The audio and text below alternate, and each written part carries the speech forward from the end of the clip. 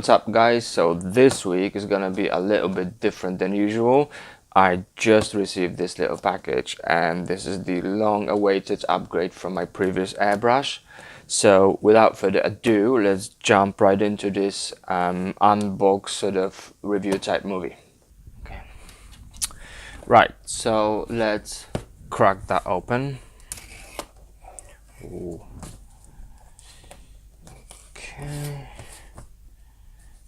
Okay, right, so what we've got here is paper for protection. We don't need that.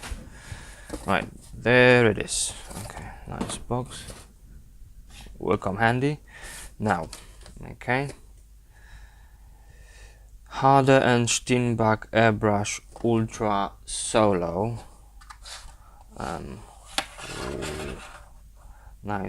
Nice packaging actually. A bit cracked there, but that's not an issue. This is more important. Right, so there it is.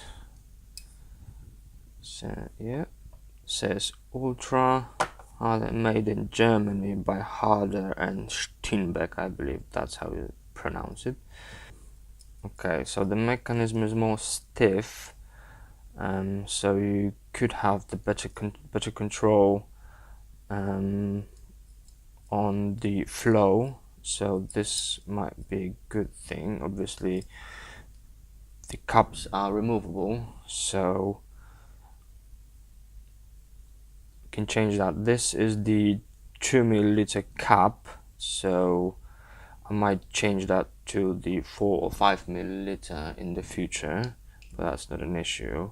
Now what's the greatest thing about this airbrush is that when you twist that cap off, it goes online with the nozzle.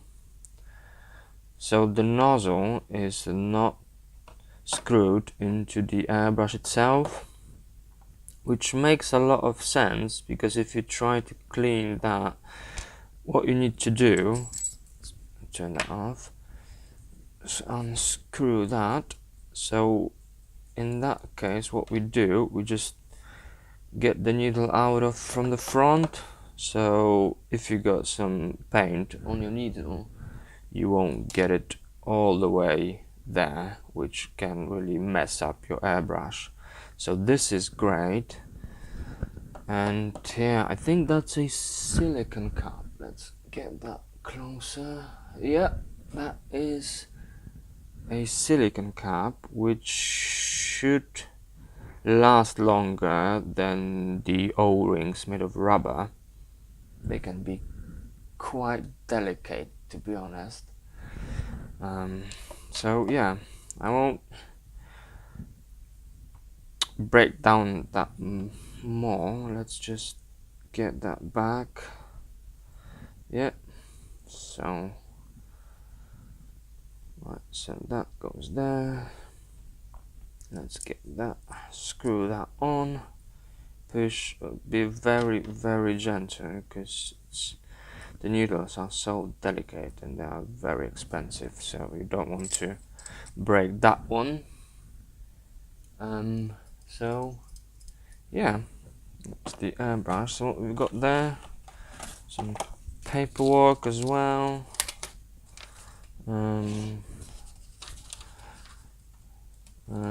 If you are new to airbrush, you might want to read that. I am not, so I don't need that one.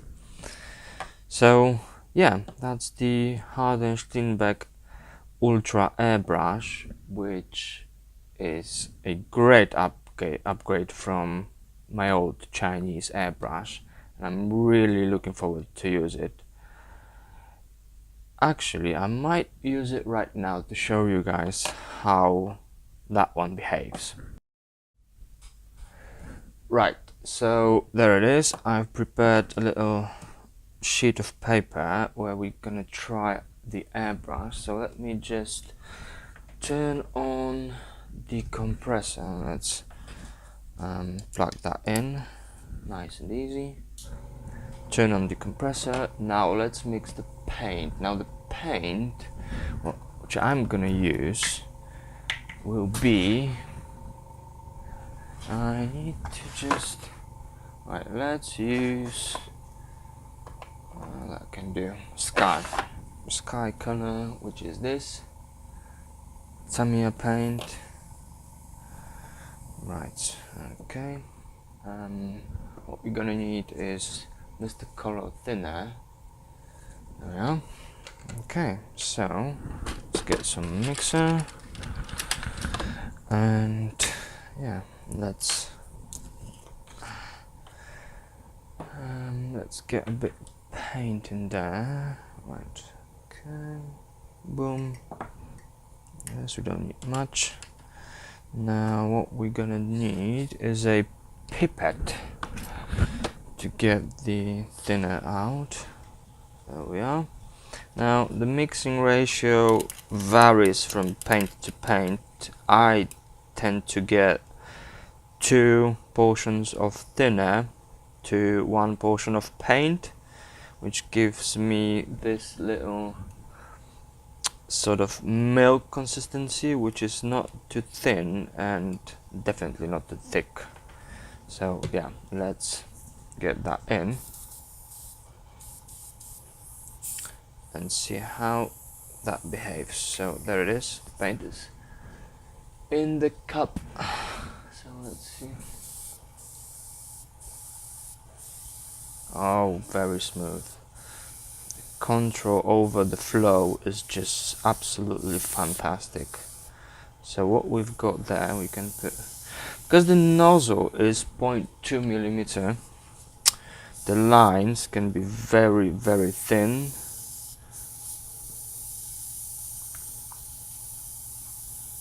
There we are. I don't know if you can see that. Let's get that closer. Now there is, so we can go from kind of that little line all the way. So the control, when you can blend that in, is just absolutely amazing.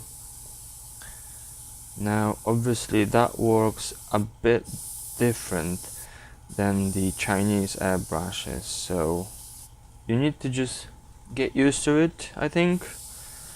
So yeah, let's try some more lines. So let's see how the maximum flow works. So we're gonna go this. So even though it's, oh, we run out of paint. Right, so even though it's just 0.2 millimeter, painting large surfaces would be just absolutely great. Now look at the cover of that.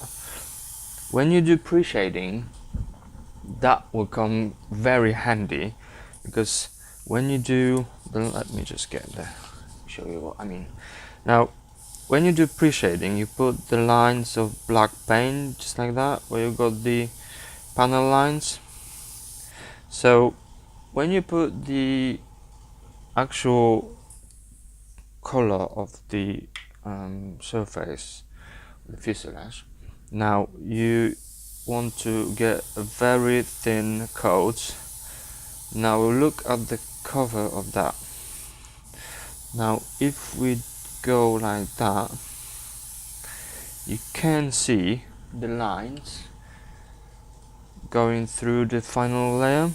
Now this is the best way to achieve pre-shading and get that nice transitions from the panel lines.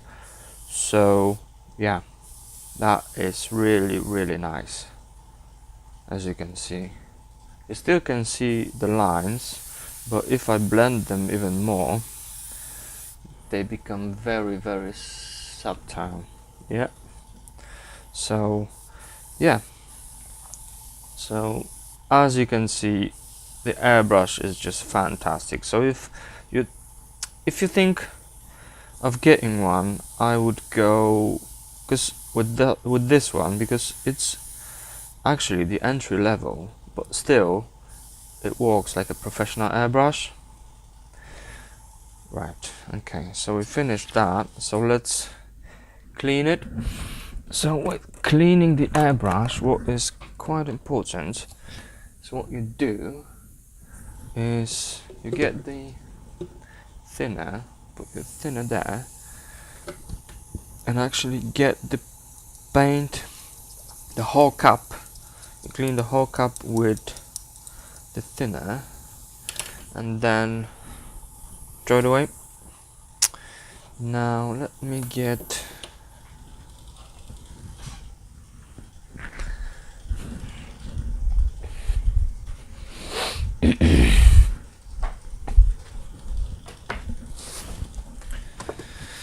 right, so oh yeah, let's clean the cup. And because the cup is so small, that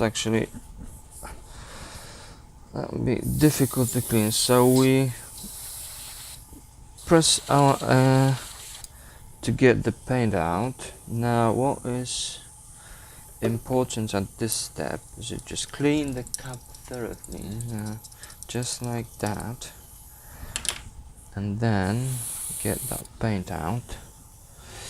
Now when you finish doing that, you might want to get rid of all the paint, and now the fun part, which is the backflow. Now the backflow is a friend of every airbrush. That the air going backwards is cleaning most of the paint residue inside. So you go back and forth, and yeah, just let's get that a little more, just to make sure, because in the end, how you treat your airbrush will determine how good your painting will be. I think that's what I think, because you really need to take care of your airbrush. It's in the end, it's a tool, and you really want to take care of your tools, because you might be super talented modeler, but if you don't treat your tools well, you won't go anywhere. Right, so this is cleaned. Now we can obviously take that out and clean it there, and put some there, so just to clean this bit. There we are. Now, nice and cleaned. Obviously you don't need to get that airbrush and clean the needle, clean the nozzle whatsoever every single time. If you do that once a week, that should be completely fine. Obviously it depends on how often do you use it. So yeah, so I think this airbrush is a really great choice for beginners.